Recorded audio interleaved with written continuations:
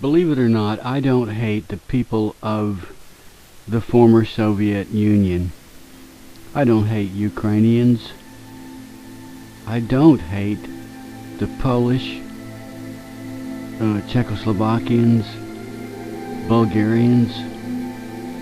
I don't hate anybody. I don't hate the people in Central and South America.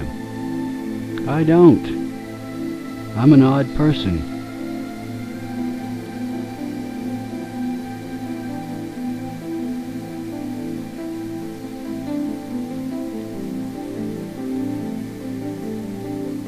Nor do I hate people on the hard right, people such as those who created the Project for a New American Century, under whose influence George Bush probably fell after 9/11, under whose influence George Bush probably misrepresented intelligence to the Congress and the American people. I don't hate them either. I don't hate Arabs, Saudis. I certainly don't hate the people of Iran. I have an affection, actually, for the people of Iran, because I met a young woman who was a refugee, actually, from the Iranian Revolution. I met her many years ago, and she was quite likable and kind to me, and just as human as anybody I'd ever met. I was aware that the Shah had been overthrown, that he had been a puppet of the United States government, serving the interests of the United States. I was aware that Khomeini had hijacked a popular revolution against the Shah. I am aware that people never intended to replace the Shah with Khomeini's raghead troop of religious zealots who go so far as to advocate suicide bombing. They're extreme. I don't hate the extremist, I hate extremes. I'm not comfortable with extremes.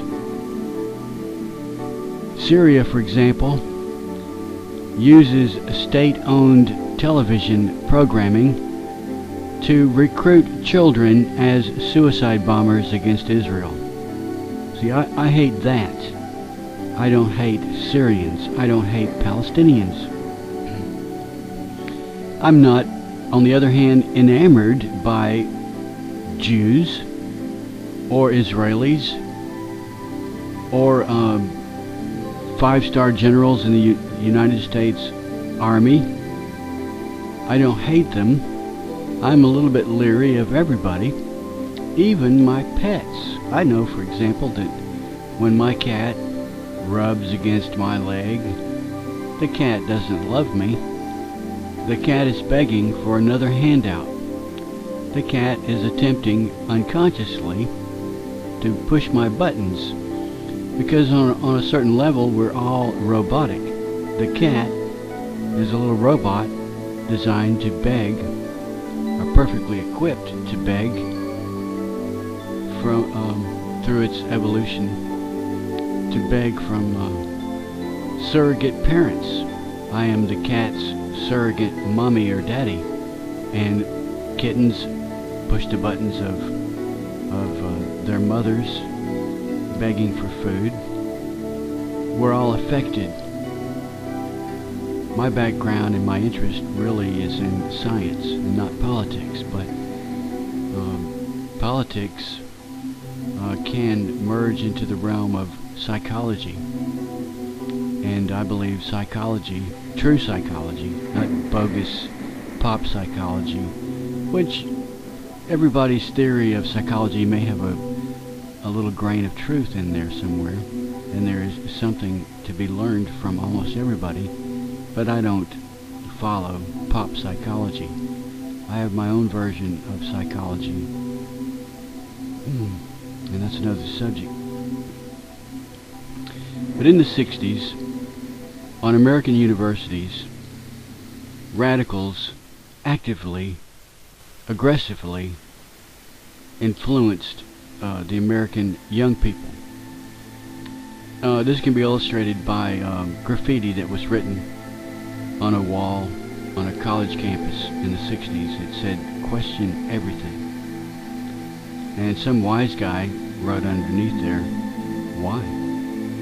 And that's who I am. The left is injecting doubt into the American young people especially, but Americans in general. Doubt toward the government. Doubt toward the media. They are injecting doubt. Can you trust what your teachers tell you? How do you know that the classroom is even real? It could all be an illusion. Well, this is madness. This is going too far. This is extremism. I'm opposed to extremism. I'm opposed to error. I'm not opposed to a certain group of people. I don't want anybody to be under the spell of an error, nor do I want them to spread their errors like a disease across the face of the planet. I'm the wise guy who wrote, figuratively, underneath that graffiti, the word, "Why?" Why should I question everything? You say I should question everything. I ask you, why? You say we should question the American government. I say, no, sir, I'm going to question you as well. I'm going to question you as well. You leftist. Now, I don't oppose or hate the left because they do serve a valuable purpose in countering the madness of the right. I'm the man in the middle. And most of us are, as it were, in a cave, just as Plato described in his allegory. People in a cave watching shadows on the walls, not knowing the shadows from reality, never having seen the light of day. I'm not accusing just the left. I am saying question the left and the right. This is a lot of hard work, but this is the way it is in a democracy. If you don't want to be spoon-fed and told what to believe, led around, by the hand or the ear or the nose, I don't, then you are obliged to think for yourself and realize that everybody has an agenda. My cat has an agenda. It wants to eat whenever it's hungry, and it wants the most delicious food available. See, we're all motivated by self-interest. I finally realized that. Beware of the neighbor coming bearing gifts. He wants something. Some people share, but sometimes we share automatically with no ulterior motive, but that's rare. I'm just leery of everybody, but I don't hate anybody. That's me, the man in the middle. I've become aware of a stealth network on YouTube. I'm against manipulation, that kind of manipulation, whether it comes from the left or the right. Leftists, allied with radical Arabs, are attempting to subvert the United States democracy. I don't like that. I'm not against Arabs. I'm not against leftists. I am against subversion. I am against manipulation from wherever it comes, either the left or the right. I'm actually, leery of George Bush to some degree, and I was perplexed when he decided to attack Saddam in Iraq. I figured, well, maybe he knows something I don't know. I've come to the conclusion that he was heavily influenced by the people that formed the Project for the New American Century, who do indeed have oil interests. But I also know how Reagan used the Arabs to fight the Cold War as proxy soldiers on behalf of the rest of us, the whole world actually,